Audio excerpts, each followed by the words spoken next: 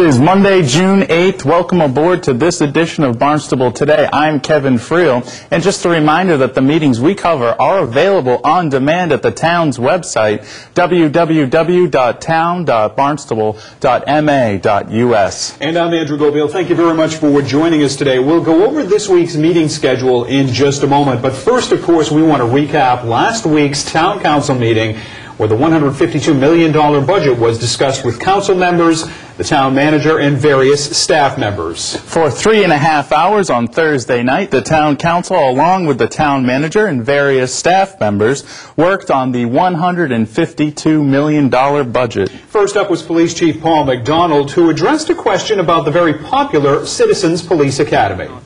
The Citizens Police Academy. We are currently in the process of hosting our 22nd session of the Citizens Police Academy. It's a 14-week course which we host for all the residents of the town of Barnstable. We run it twice a year, once in the spring and once in the fall. And we do have plans to continue the program. The program is a minimal expense to the operating budget of the police department because it's staffed with almost 60 police officers who volunteer their services every Tuesday night for 14 weeks. So it's a minimal amount of money, and all the police officers who participate in it, they are not paid. Thank you very much, Chief. Do we have anyone else? Actually, seeing no one from the public, I'd close the public hearing. Do we have any councilors who would like to ask anything of the Chief? Councilor Barry. Good evening, Chief. I read in the paper a while back that they were proposing more police officers.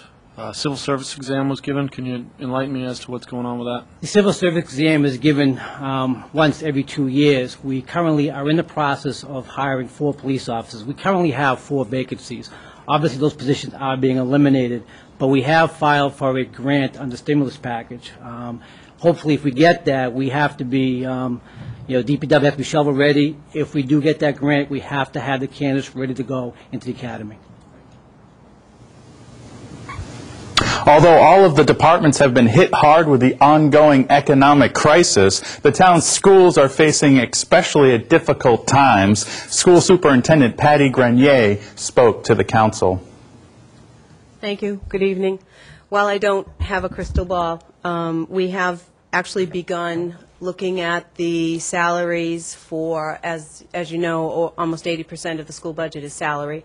So we've actually begun early projections to look at 2011. That being said, we're in the middle of contract negotiations with 7 unions, and so there are no contract agreements, and it's pretty hard to estimate.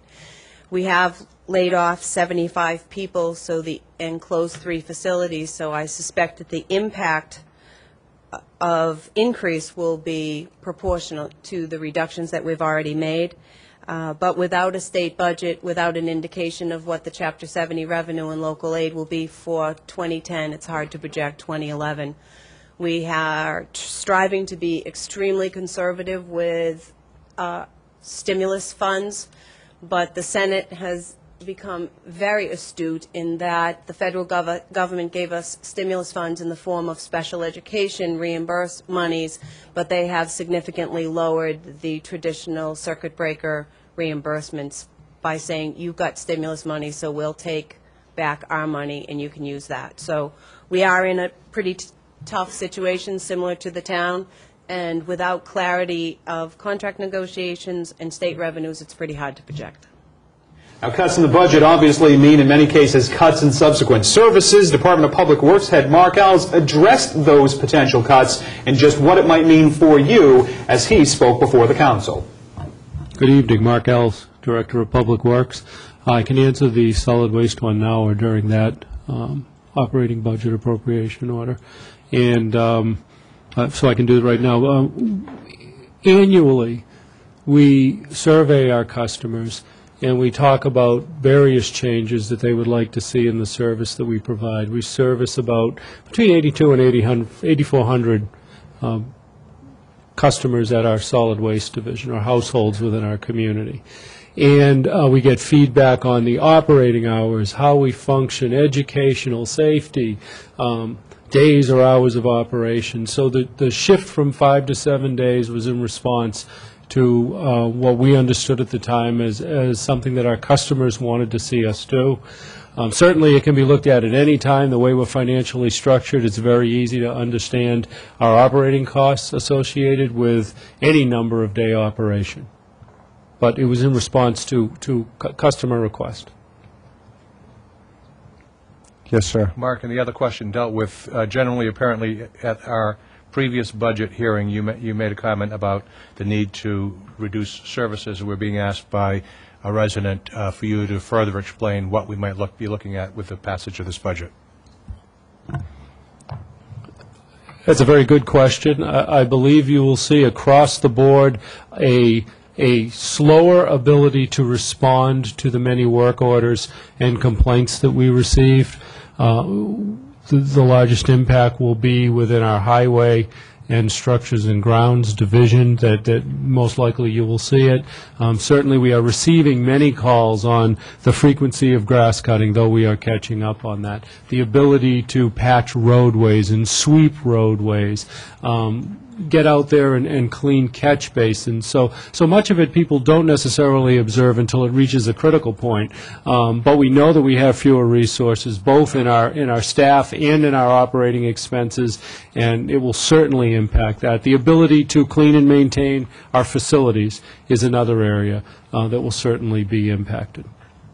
The budget process began early last fall. And budget consultants say work on the FY 2011 budget should begin as quickly as possible. Here's a list of the upcoming meetings for the town of Barnstable this week. The Land Acquisition and Preservation Committee is going to meet at 5:30 in the Selectmen's Conference Room later today. The Planning Board meeting starts at 7 o'clock in the Town Hall hearing room.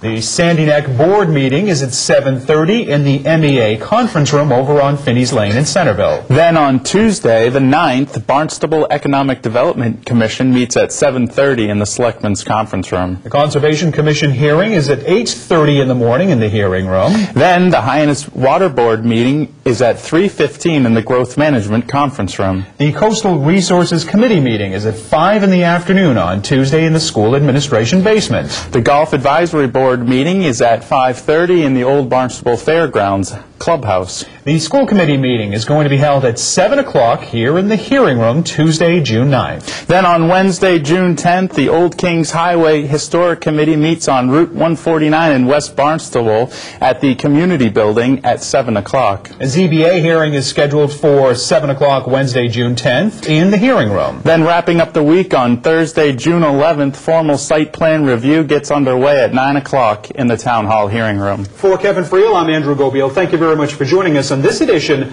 of Barnstable Today.